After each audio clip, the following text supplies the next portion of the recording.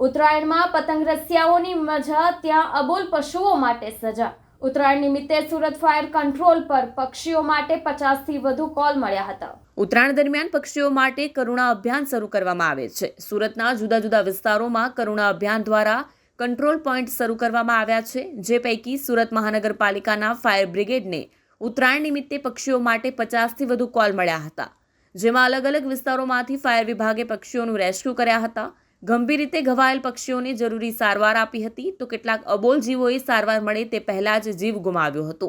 Fire વિભાગ દ્વારા સાવચેતી રાખી પતંગ ચગાવવા લોકોને અપીલ કરવામાં આવી હતી। માંજાની દોરીઓ દેખાય તો તાત્કાલિક તેણે યોગ્ય જગ્યાએ નાખવા પણ કહ્યું હતું। કેમેરામેન હકીમ શેખ સાથે વસીમ હાસમીનો રિપોર્ટ, આઝાદ ન્યૂઝ, સુરત। મારું નામ દીપક સપકાડે છે, fire officer Deepak Sapkade, fire control room incharge. Uttarayan નિમિત્તે 14 અને 15 તારીખમાં 14 તારીખે 19 જેવા પક્ષીના કોલ છે અને 15 તારીખમાં 37 થી 38 જેવા કોલ છે।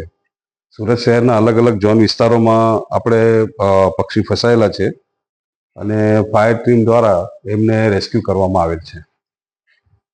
કયા ઝોન વધારે એમાં આવ્યા છે? એમાં ઝોનમાં છે આપણે Katargam zone, Rander zone, Udhna zone અને સેન્ટ્રલ ઝોન જેવા વિસ્તારોમાં સૌથી વધારે પક્ષી ફસાયેલા છે। આપ પક્ષીઓને બચાવવા પછી એમને કેવી રીતે શું આગળ કામગીરી કરવામાં આવે છે?